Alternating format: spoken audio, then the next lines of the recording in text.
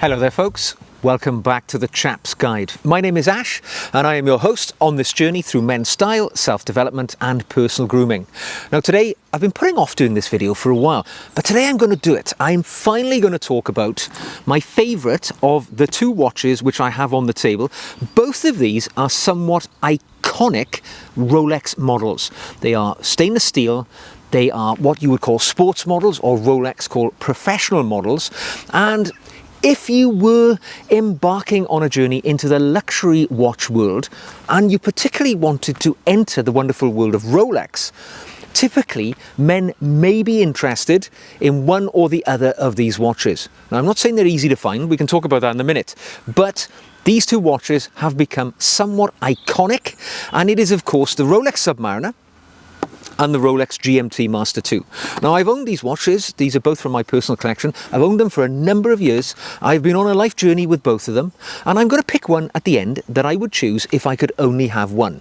But I am briefly going to explore each of these watches because, let's be honest, they look rather similar. They are of rather almost identical proportions. How would you make your decision? Well, I'm going to throw some ideas at you today which may help you in that decision-making process. But I'm going to start with the oldest first, and that is the Rolex Submariner. Now, many people will say the Rolex Submariner is one of the most important horological watches in the wristwatch journey because it kicked off the genre of dive watches, which is eternally popular for gentlemen because it is a utility, quite rugged and robust watch which most men can find a place for in their lives. But really, it started with the old sub in the mid-1950s. The original ones were a bit smaller, they were less capable. The current model, water resistant to 300 meters. It's got a screw down trip lock crown, which really does keep the water out. You could wear this watch every day as a commercial dive watch, should you wish to do so. I don't think anybody does. If you were a real commercial diver, you'd be wearing a dive computer on your wrist, but good to know that if you wanted to, you could wear your good old sub. Now the sub, the one I have here, is the last version, which is a 40mm, and this is a no-date version, so just Submariner. It's not a Submariner date, which also has the date function. This is just the basic original Submariner. Today, if you wanted to buy this one, it would cost 9,000 British pounds in stainless steel.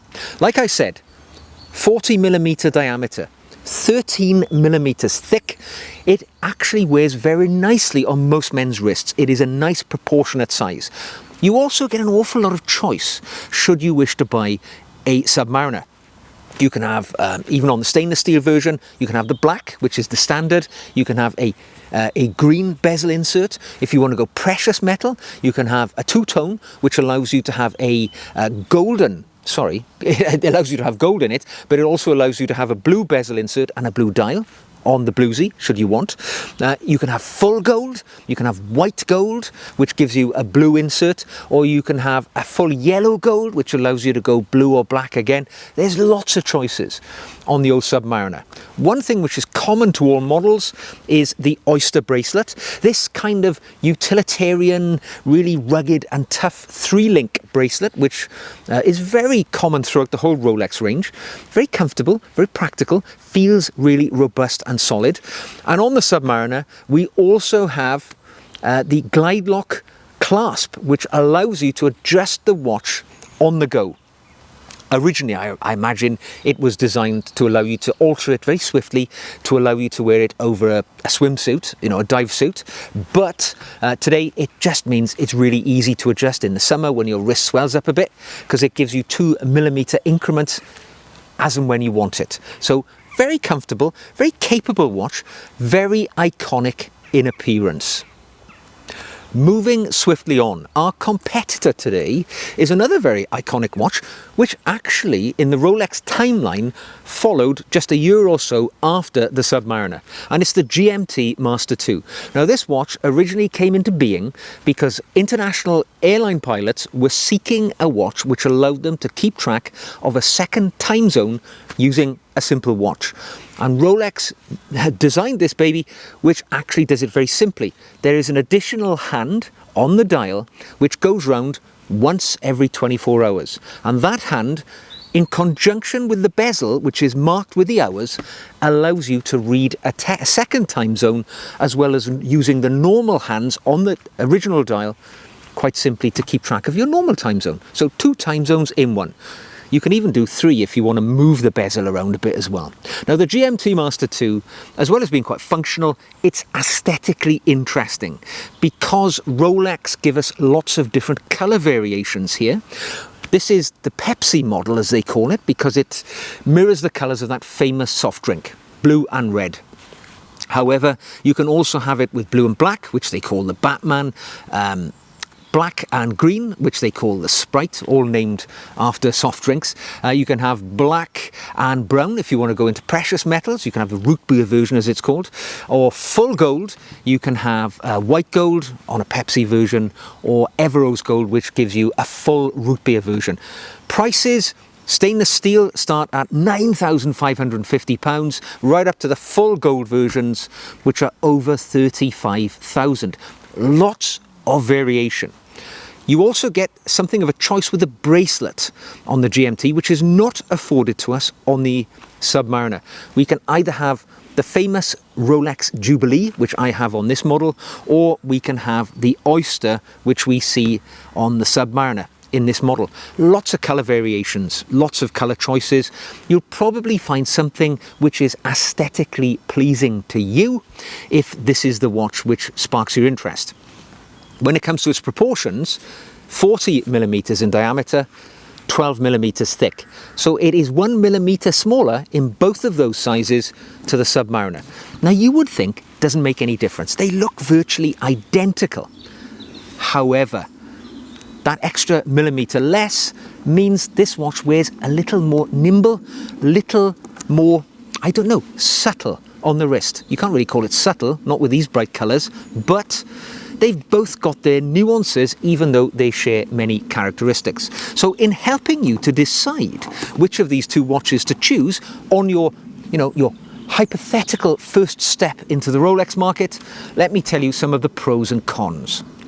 So let's talk about the Submariner first. What are its pros and cons? Well, firstly, iconic classic shape and style.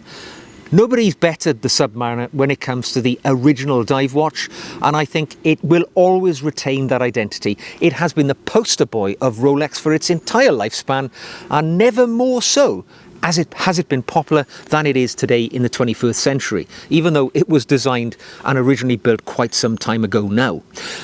You can't talk about the Sub without talking about its relationship with a certain fictional spy called James Bond, who from the beginning, when Sean Connery put one of these on his wrist, it has been associated with Bond up until Omega bought their way into the Rolex franchise with a rather fat check. But we all know that James Bond's original watch is the Submariner, and it has quite an association with that. So that's definitely a pro. The other pro, it is a very capable watch. This is not a boulevard watch that is to be worn and not used. This is substance over style. You could wear this watch every day in the water, and I have been in the water on holidays all over the world. Now, I'm not saying I've taken it diving. It's probably never gone more than 10 meters deep. But the fact is, you can take this watch in the water and have no flutter in your stomach about it letting water in. It really is a capable piece, and it's nice to know that is a capable watch on your wrist. And finally, it's comfortable and wearable for a watch which actually is proportionally quite chunky in terms of men's watches. I think it wears quite squat, quite low to the wrist, and it doesn't feel like a large watch at all. And with the glide lock bracelet, it's always a perfect fit. So for me, the Submariner has got many pros. The cons, though, it's somewhat perhaps larger than many men might choose. If you like maybe more dressy watches, this is not a dress watch. This is a functional sports watch, as they will say. It is quite industrial in its appearance. There are not many classic flowing lines to this piece. It's a bit of a blunt instrument, and famously in one of the Bond novels, Bond took his watch, wrapped it around his knuckles and punched an assailant with it, basically using his watch as a knuckle duster. And you get the feeling with your Submariner that would be no problem whatsoever. It's a watch which could easily be used for that purpose. Such is its level of robustness. But to some, that could be a con. If you like watches a little more subtle, a little more gentlemanly, maybe it's not such a good thing. And finally, is it a real one or is it a copy? The Submariner is probably the most replicated watch in the world. Every watch brand at some point or another has created a watch which looks a bit like a Submariner. And it's probably the most copied, illegally copied watch in the world as well. So if you wear one of these, people will likely look at you and think, is that a real one or is it not? Only you will know. You might think it's a good thing, but you could also say it's also a con. So, in contrast, let us talk about the GMT Master II. What are the pros and cons? The pros, for me, it is more stylish, all right? Because of those colour variations, and you get a few colours going on, blue, red in this case, it's definitely got more pizzazz, more panache and charisma. So if that's your thing, if you like to have a bit more interest on your wrist, you're definitely going to get it with a GMT. And I think on that tone as well, there's a lot more choice in the range because of all the different colours, the different bracelets, the different precious metals. If you're somebody who, you want something very specific, you're likely to find it in the GMT simply because there's so much choice out there. And practicality.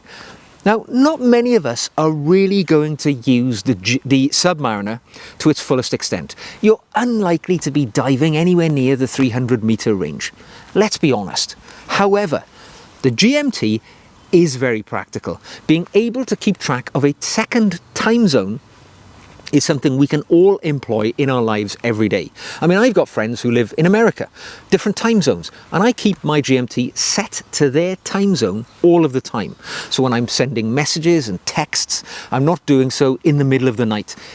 If you're in a business environment and you've got an office in another part of the world, it's a practical application to this watch, which perhaps gives it something of the upper hand over the Submariner. Now, when it comes to the cons, one thing I would say, glaring omission, as I said, no glide lock or no adjustability on the bracelet other than the easy link, which to me 5mm is too much to be any practical use. So that could be easily rectified by Rolex. They could sort that out. It is more flashy as well. That's another con. If you're a subtle, understated person, maybe having blue and red on your wrist is a little bit too trashy for you if you prefer gentlemanly colours. And I would say it may be a little harder to find because there are so many variations, and it is very much the in vogue watch at the moment. Rolex has really kicked the backside out of the GMT range. They seem to introduce something new every year. You might find it hard to find a configuration that you particularly seek. And particularly if you're after the original colours, the red-blue, it may be nigh on impossible. Whereas if you're looking for a Submariner, you may find it a little easier to reduce into your collection because they just make them in larger numbers and there are less variations, so you're likely to find the one which you seek. Now, you can't really talk about these watches without talking about their availability because it's been very hard, if not impossible, to find these watches at retail price over the last 5 years or so because there's been a huge spike in the interest in stainless steel sports or professional range Rolex watches. I was lucky. I bought my Submariner 5 years ago. I waited 5 weeks in the authorised dealer to collect this one at retail price, which was a lot cheaper than it is today, I can assure you. They've certainly gone up in value. So much harder to find the Sub. The GMT models today, I waited, I think, just over 2 years for this Pepsi model. Today, I think they've more or less reduced the flow of these watches to a dribble in this colour. You might be lucky to find some of the semi-precious metal models more easily, but very, very hard to find them. And the prices have gone up considerably over the last few years as well, as Rolex have caught on to the fact that these are the cash cow models from their range, and they've elevated those prices significantly. I mean, I'll give you an idea. When I bought my Submariner, it cost $5,700 £750. Today, it's £8,050, a massive increase over the last 5 years.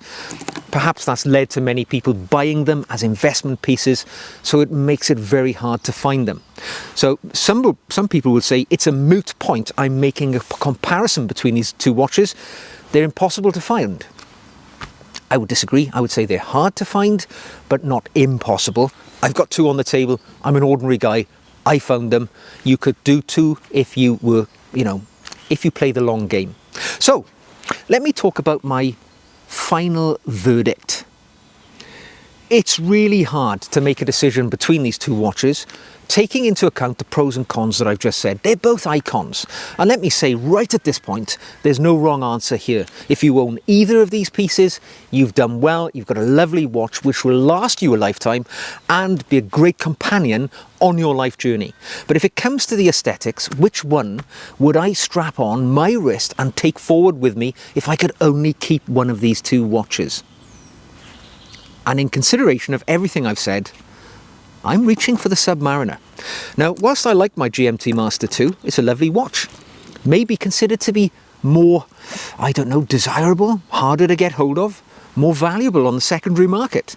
But for me, there's something about the Submariner which sings out to me. And it maybe is that practical utility. The fact that it's that rugged, robust, tough watch which can do anything. It's the sort of watch you could take on an expedition up the Amazon, or you could wear to the office with your suit. It's just got that flexibility for me, which I really like. And it was really underlined to me last year. I was flying into America. I flew into New York Kennedy Airport. And whilst I was queuing in the immigration line, as it snakes away, I found myself every so often opposite a chap. As we moved along, every so often we came into alignment now and again as we waited for an hour or so to get to the immigration officers. And the gentleman who I saw quite often was a British fellow. I could tell he was holding his passport, and he was wearing a blazer, light blue shirt, chino slacks, but on his wrist he had an older model, a non-ceramic model Submariner. So it's probably going back 20 years. And it just had something about that watch in conjunction with his outfit that was just, it sang out to me, and it absolutely looked beautiful. Now, I was wearing a microband watch at the time, and I couldn't wait to get home and put my Submariner on my wrist, having seen it on this fellow and seeing just how cool and just masculine that watch looked. And that's why I think the Submariner for me tips the balance. It's the masculinity, it's the history, it's the capability. Whereas the GMT Master II is a bit more stylish.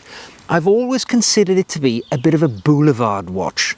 It's the sort of watch which is more style than substance. Whereas the Sub, well, it's the other way around.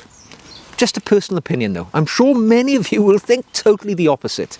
But for me, it's the Sub I'm reaching for if I can only keep one of these two. And I'm going to put it straight back on my wrist once I turn the camera off. There we go, folks. I know that's going to elicit some comments from you who are lovers or haters of either or both of these watches. But let me know in the comments what you think. Would you have chosen somewhat differently? If you have enjoyed today's video, give it a thumbs up. If you'd like to see more, click the subscribe button.